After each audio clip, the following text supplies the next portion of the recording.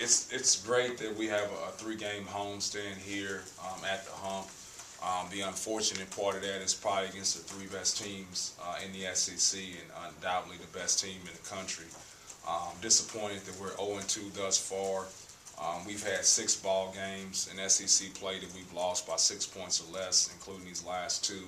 I really haven't looked at Kentucky at all and probably won't much at all because in order for us to be the quality team, we got to stop beating ourselves, and by that I mean we got to take care of the basketball. In order for us to take the next step as a good basketball team, we've got to not beat ourselves and secure the basketball. You talk about that 3-game homestand. I mean, it just seems like it just gets worse. Just keep going as you get the top team in the nation. How do you keep you guys focused and just stay mentally into this? Well, either you got guys who care about winning, or you have guys that don't. And I think for the most part, we've got guys that are locked in and want to win. I'm doing a good job of executing the game plan defensively, and we're doing. I hate to keep harking on this, but if you take away our points off of turnovers, we're an elite defensive team, and so we got to make sure we're doing everything we can to help our defense by not, taking care of the basketball. Kentucky obviously is a daunting task. I look at some of their defensive statistics, and they're really elite in that regard. In order for us to have any sort of success against a team like Kentucky or anybody in the SEC, we've got to secure the basketball. Any update on IJ, or just be game time? No, we haven't had practice yet, and he's been in class all day, so he hasn't had the opportunity to see the athletic trainer yet. Is there a chance he comes back Wednesday? I have no idea until he sees Ryan. I'm sorry. What's been successful of the defense? I think, especially it seems like after that Georgia game, there's just holding their team below their scoring average. What have you seen that you're happy with about that defense? Well, I still like to see us contest shooters more. I think we do a poor job at times of having some sense of urgency on closeouts or take away shots, and I like to see us pressure the ball a little bit more. We want to pressure all the way out into a big step upon the three-point line. I think we don't do that at times. But I think our guys are really sound off the ball, jumping to the ball, helping the helper, those aspects of the basketball game. And I think they're doing a pretty good job of carrying out a scouting report. Our assistant coaches spend tireless hours coming up with the best way to defend a particular team. And I think our guys are doing a pretty good job of adhering to the scouting report. Is it better recently than in the past? Do you see the progression, or? I think so. As you see guys become more familiar with what we want to do defensively and the terminology that we want to use, I think having experienced guys in your lineup has really helped that out. I know you said you haven't taken maybe a hard look at Kentucky, but how impressive is it that they've been playing so well and just not losing this season? Well, I think at this point in time to be undefeated is really something that's hard to do, because at some point in time you're going to have a letdown, or you're going to come against a team that gets hot, or you're going to go against a team at some point in time that's on a high. So what I think he's done is I think he's molded that depth into being more concerned about the team than individuals. And that's the hard part, Coach Calipari has to do, and most people don't realize that he's dealing with a whole bunch of egos. The better players you have, the bigger egos they have. And so for him to be able to manage all those egos and those guys be concerned more about Kentucky Wildcats than the name on the back of the jersey is really something you have to give him credit for. I think the biggest thing that they have is they have depth. He has the luxury of, if someone is not adhering to what he wants to do, he just pulls that guy out and puts in another, McDonald's All-American. So I think he's done a really good job managing that personnel. You mentioned letdowns. Even when they have letdowns, they seem to find a way to win. What else have you maybe taken from Calipari, or when you look at that program, you can take away from how he's able to kind of manage the emotions of his players? Yeah, recruit really good players. I know it's kind of pick your poison almost with their team, but is there a particular matchup that kind of grabs your attention more than any? Well, I think inside, once again, I haven't looked at things, but, we got to make sure that we're not putting our guys in harm's way on the inside, but leaving our guys one-on-one in the post all the time. So in some way, shape, or form, we're going to have to help in the post. And once you start to help in the post, then you start to open up your perimeter for jump shots. And so we got to find a way, the best way to help in the post is going to be coming from our perimeter, it's going to be coming from the other big, it's going to be playing more zone. But at some point in time, you got to make sure that we're not leaving our guys isolated in the post one-on-one because of all the depth and talent they have on the front line.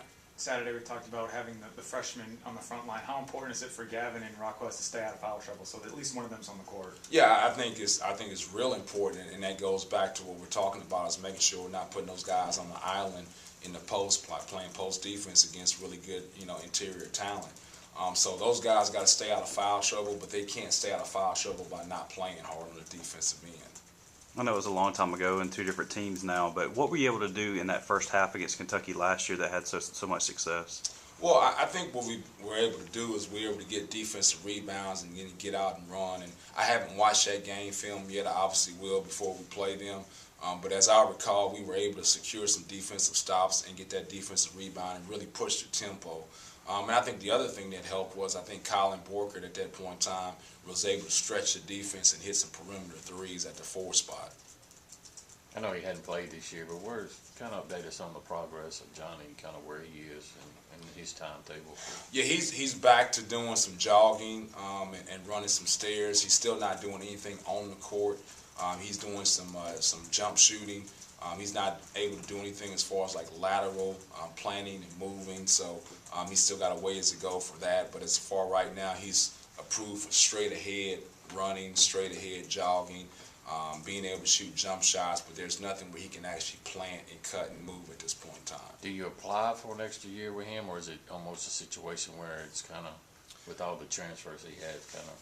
Well, no, we've already started paperwork with the NCAA and our compliance people as far as like trying to secure him another year after the fact. Obviously, we won't know anything until we hear back from that, but the problem is with him, you have to have another extenuating circumstance in order to get that other year back. It can't be one situation with the knee injury. It has to be 2 extenuating circumstances in order for you to get that back. So we're searching, trying to find a way to get that other extenuating circumstance and get him back another year. How much has Falou progressed in the year and a half, 2 years that he's been here since the first time he stepped on campus? Yeah, he's made a lot of progression. I know you don't see that at times because you look at his statistics and what he's doing here. But he's really done a good job of working on his own individual game and trying to do some of the things that we want him to do. He's a really, really good defender. I think a lot of people don't understand what athleticism is. I think everybody thinks athleticism is just how high you jump. But for him, Oliver Black, Rockwest Johnson, we're able to switch a lot of ball screens, and they show their athleticism by their ability to move their feet with their lateral quickness. We can switch a point guard with Oliver Black, Falou, and Rockwest and feel really comfortable about that matchup. So I think those guys' athleticism expressed with their ability to move their feet. Did you see that in his recruitment? I mean, obviously he's got the size and that you like, but what was it about him specifically that you liked during that recruiting process? Yeah, I think the first thing is that he played extremely hard. I think for a big man, especially if you're not going to get a 5-star guy that's ready-made to come in and score for you right away, which not very many guys are with their back to the basket, you better have somebody who has a willingness to work on their game. And so in order for them to get better, they have to have a work ethic. And that's the first thing you saw with Falou. When you look at the turnovers, what's causing the turnovers? Is it mental or is it the other team forcing them? What do you see?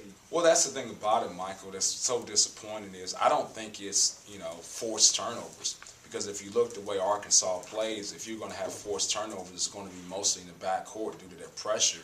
And that's the frustrating part of it. Most of our turnovers, if you look at the past 2 games, have come in the front court when we've already broken the press.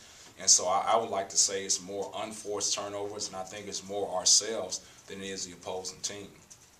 How do you go about improving that area when it's kind of out of your hands as a coach? It's just mental errors. Well, I think it's, continue to put those guys in those situations where they're doing ball handling drills and they're doing passing drills and just the fundamentals of basketball because, like I said, I don't think there's anything that's forced.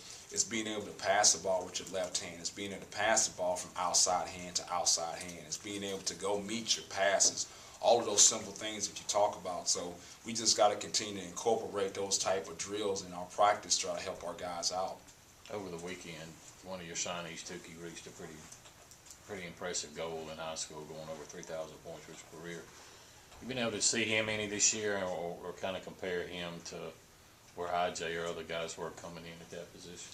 Yeah, I think Tukey is a guy that has the ability to score from that point guard position more than the point guards we have in our program at this point in time.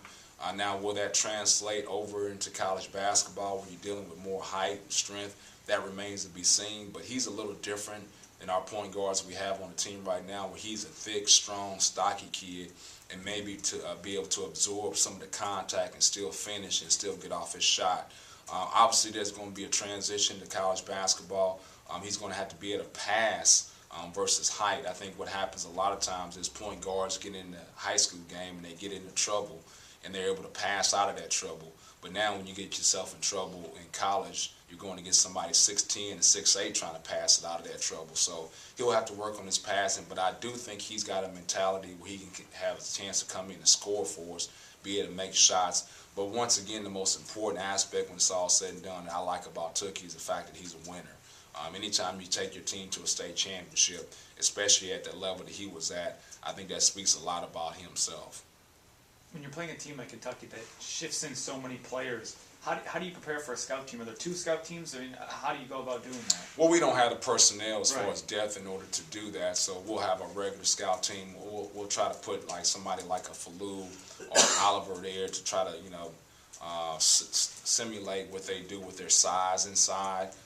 But beyond that, we just got to talk about, to me, when you're playing a team like Kentucky, you're playing a team like a Florida State that has all that size, it's all about multiple paint touches. You're not going to get anything on that first paint touch because they got too much size. You're going to have to understand that, hey, I'm going to come in here, I'm going to jump stop, and I'm going to pass the ball out. And then on that second paint touch, that third paint touch is when we'll have an opportunity to score at the rim or get a wide open shot. But if you're going against a team like Kentucky or Florida State on the first paint touch and expect to have some success at the rim, you're just sorely mistaken. Will you watch a lot of game tape from that Florida State where you had some success? We'll show our guys some of the things we talked about as far as like getting those multiple paint touches and get back to that philosophy. But more so than anything, it's just like putting our guys in situation and drills where you're making them get multiple paint touches. One more question? Anybody?